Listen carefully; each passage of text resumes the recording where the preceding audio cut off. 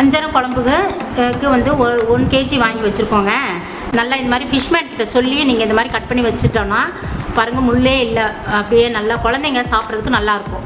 அதுக்காக தான் இது வாங்குறது நாங்கள். இது மஞ்சத்தூள், எண்ணெய், தேவையான அளவு உப்பு போட்டு கலந்து இதை மேரினேட் பண்ணி ஒரு 10 நிமிஷம் வச்சுட்டு தான் நாங்கள் குழம்பு வைப்போம். அதே மாதிரி தான் உங்களுக்கு காமிச்சிருக்கேன்.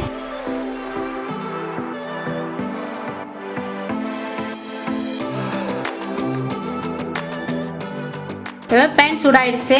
நம்ம வந்து மீன் குழம்புக்கு தேவையான மசாலா ரெடி பண்ணுறதுக்காக இப்போ வெங்காயம் தக்காளி வதக்க போகிறோம். இப்போ வெங்காயம் போட்டுக்கலாம்.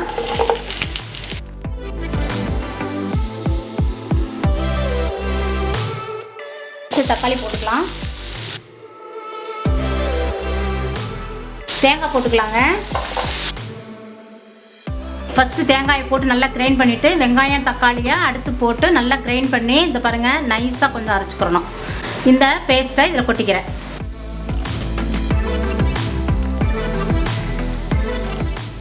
இப்போ அதுக்கான குழம்புக்கு தேவையான மிளகாத்தூள், நம்ம வீட்டு மிளகாத்தூள் கொஞ்சம் வந்து நம்ம கொஞ்சம் சோம்பு பவுட்ரு கொஞ்சம் போட்டோன்னா அந்த கவுள் வாடை போகிறதுக்காக ஒரு அரை ஸ்பூன் போட்டிருக்கோம். அதே மாதிரி தனியாத்தூள், கொஞ்சம் காஷ்மீர் மிளகாத்தூள் அதுவும் போட்டிருக்கோம் கொஞ்சம் கலருக்காக. ஸோ அதையும் இதில் ஆட் பண்ணிக்கலாம்.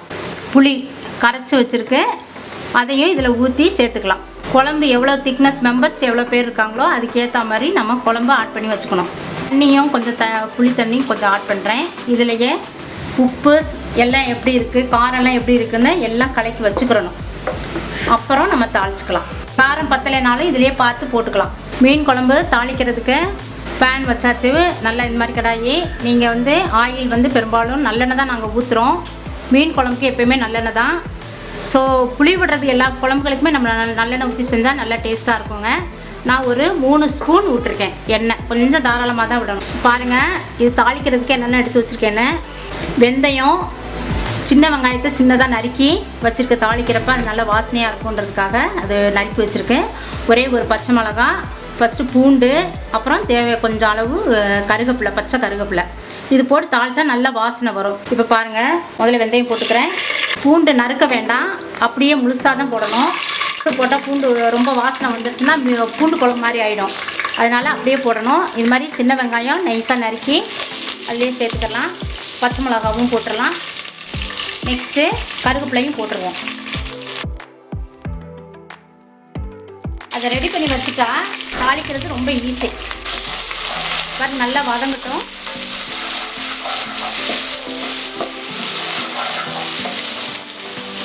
வதங்கி வர்றப்ப நம்ம எல்லாம் கலக்கி வச்சுருக்கோம் பார்த்தீங்களா, அந்த குழம்பை இப்போ ஊற்றிடணும்ல.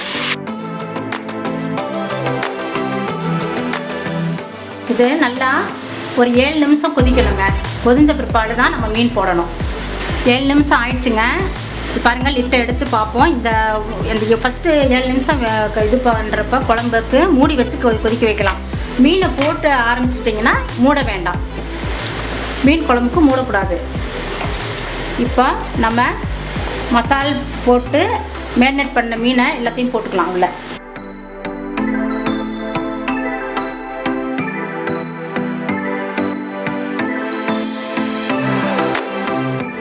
ரெண்டு நாளைக்கு கூட சூப்பராக இருக்குங்க. நீங்கள் இதே மாதிரி செஞ்சு பாருங்கள். பார்த்துட்டு எனக்கு கொஞ்சம் கமெண்ட்ஸ்லாம் நீங்கள் கண்டிப்பாக அனுப்பணும். இது ஒரு 7 நிமிஷம் நல்லா கொதியட்டும். பாருங்கள், நல்லா கொதிஞ்சிட்டு காமிக்கணும். அப்புறம் பாருங்கள், வஞ்சரம் மீன் குழம்பு ரெடி ஆயிடுச்சு. எண்ணெயெல்லாம் அப்படியே மிதந்து வந்துருச்சு. பாருங்கள், இந்த ஸ்டேஜில் நம்ம ஸ்டவ் ஆஃப் பண்ணிடலாம். வாவ், சூப்பரான வஞ்சரம் மீன் குழம்பு ரெடி ஆயிடுச்சுங்க. நீங்களும் செஞ்சு பார்த்துட்டு எங்கள் சேனலுக்கு சப்ஸ்கிரைப் பண்ணுங்கள். வாழ்க வளமுடன்.